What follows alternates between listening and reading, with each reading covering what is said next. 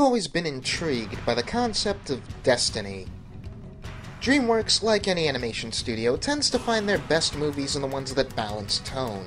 The old SKG tends to oscillate between movies with comedic elements and movies that are flat-out comedies. And in their case, it's almost always the more comedy-oriented movies like Shark Tale or Boss Baby or Home that fall a bit flat.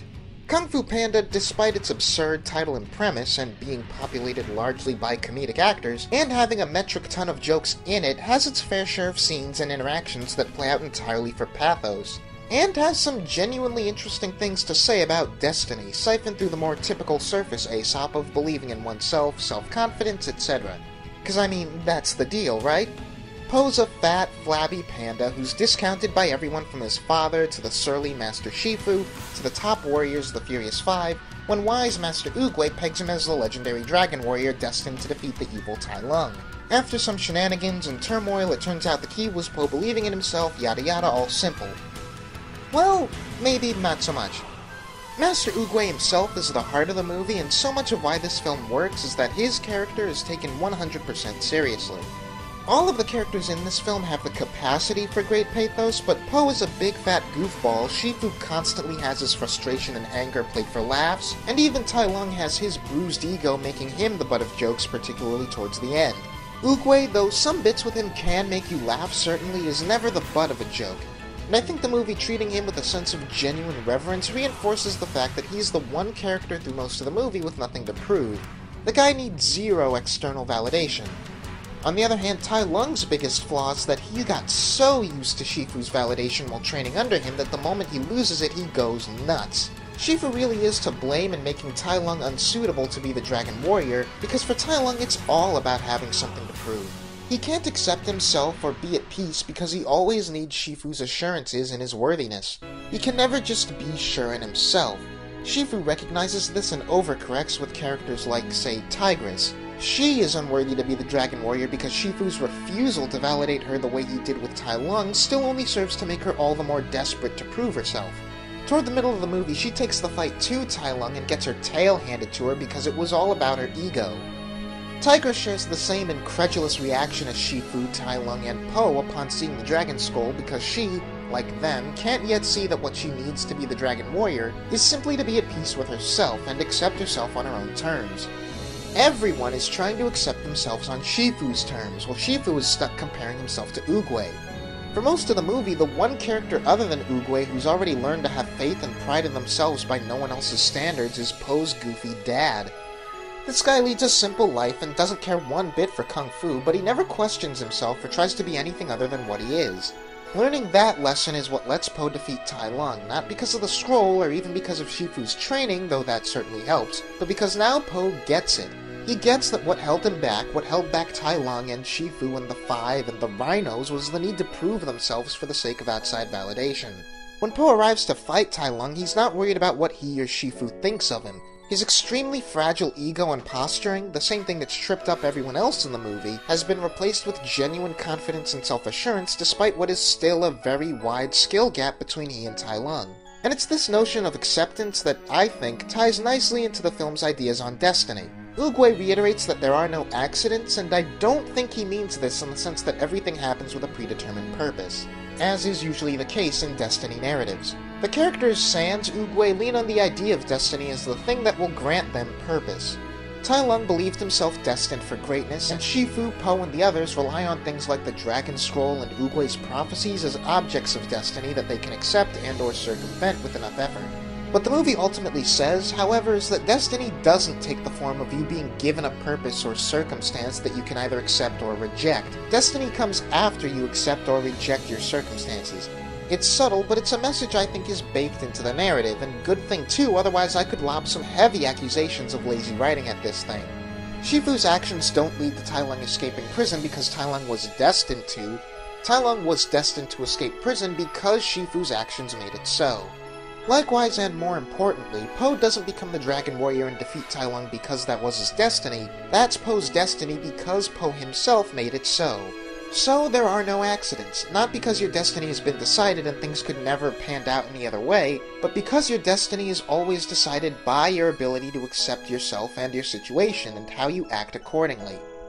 Granted, the movie maybe gets to cheat a little bit by never coming out and saying why Oogway is so confident that Po is the guy for the job with the right guidance. I'd like it to be not as simple and lazy as Oogway can literally see the future, and if I want to read deep enough into it, I could say that it's seeing Po's ingenuity and passion for Kung Fu when he literally crashes the choosing ceremony on a chair made of fireworks that alerts Oogway to his potential, but even with this movie being as good as it is, that's giving it a smidge more credit than I'm comfortable with. A really great facet of just how much Po's situation improves by nothing other than him accepting himself as better than he thought he was is his weight. I love the fact that Po's fat proves to give Tai Lung that much more of a challenge. It would be so easy for their climactic fight to come off as obnoxious when so many moments are punctuated by Tai Lung being inconvenienced by how big Po is, especially when some of it is accidental on Po's part. But the idea that Po is able to make a useful tool out of what everyone, including himself, saw as a weakness is actually pretty powerful. Tai Lung calls Po a big fat panda as an insult, but Po is beyond seeing that part of himself as a negative, and that self-confidence is rewarded by his fat coming to the rescue multiple times, most importantly in making Po impervious to Tai Lung's nerve attack. It's a neat payoff to the earlier setup of Mantis performing acupuncture on him, and it's with that beat that the fight really shifts in Po's favor. My first instinct was actually to have a problem with that scene, since I took it as the movie contradicting itself on the Destiny angle by saying that Po being naturally fatter than everyone else gave him an inherent advantage against Tai Lung that made him a natural choice for the Dragon Warrior. That maybe gets reinforced as the next movie built on Po being the only panda around, but I think it's smarter than that. Po's fat is an asset, yes, but it would have proven useless had Po not had enough faith in himself and his skills to challenge Tai Lung in the first place. It's still Po's choice to believe in who he is that makes his natural traits into strengths rather than anything he was born with making him a prophesied hero. I can see maybe viewing Po as an obnoxious character, but here's something I've come to realize about myself and fictional characters. It's really hard for me not to empathize with a character, regardless of how obnoxious they are, if the root of their attitude is enthusiasm. None of Po's attitude comes from a mean-spirited or entitled or egotistical place.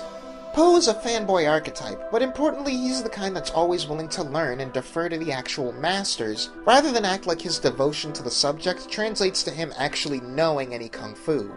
More than once in this film, Po has his perceptions of basic facts about Kung Fu challenged, and at worst he's mildly bemused about it, and always ends up accepting new knowledge in stride. Jack Black has always been one of those comedians with a fair amount of emotional acting range, yet even then, one of the notes he's always been able to hit perfectly in almost any of those roles is enthusiasm and excitement. He walks the fine line needed to make all of Po's overcompensating faux bravado pitiable and easily distinguished from his real moments of levity and confidence. Watch the scenes where Po is pretending to know what he's doing to mask his self-loathing, and then the scenes where he's actually in his element, and there's a marked difference in the vocal delivery. Even if some of those aforementioned moments do play a bit too much for cringe comedy, for a giant cartoon panda, Po is a remarkably human character, and I can't really imagine anyone else but Black in this part. To this day, I'm not a big fan of Dreamworks' habit of stunt casting for smaller roles. Why are Lucy Liu, Jackie Chan, and David Cross in your movie if they're not going to have roles that really amount to anything? Don't get me wrong, the actors doing the Furious Five each get to add a bit to the character through their performance, and Angelina Jolie does a good job as Tigress, the one with the most meat. But there's very little to most of their character, and I can't help but have this feeling that you could have cast anyone if they were going to be capitalized on so little. Ian McShane is great, however, as Tai Lung, at once charming and vaguely funny while still intimidating. Outside of Jack Black, though, the MVP of the movie is probably Dustin Hoffman. Like Po, Shifu is a role that could have been very one-note, but as written allows Hoffman to perform a very naturalistic emotional range. Also, let's not forget how rad the action is in this action movie. The sheer level of creativity on display in the fight choreography is something to behold. My favorite fight scene, or I guess maybe pair of fight scenes, is the climax, where Tai Lung finally arrives to face Shifu and then Po one after the other. The scene with Shifu is dripping with drama. It's the first time these characters have seen each other in years, and the first time either of them have been on screen together outside of flashback. We've seen both of these characters filled with turmoil and rage throughout the whole movie, and now they're face to face with its source. It's a dark, oppressive scene without an ounce of levity to be found, the kind of fight I can imagine really scaring the movie's target audience. And then Po shows up. And from that second onward, the scene whiplashes right into the opposite extreme of the past few minutes. It's a bright, goofy slapstick, almost literalizing an unstoppable force meeting an immovable object. as Tai Lung keeps throwing everything he has at Po only for it to backfire embarrassingly. The two sequences almost feel like they could be from different movies, and I love it. There's maybe a moment or two where Po takes a bad hit and it looks like Tai Lung is gonna win, but for the most part, the fight treats Tai Lung like an absolute joke when he's faced with someone who just gets it in a way that he can't. Especially once Tai Lung has actually looked at the Dragon Scroll and decided that he can't get behind its message, that's when the destiny of these two characters is truly sealed. Po has learned, Tai Lung refuses to, and so through their action their future is decided. It's such a well-handled pair of scenes that perfectly demonstrates the movie's sense of balance.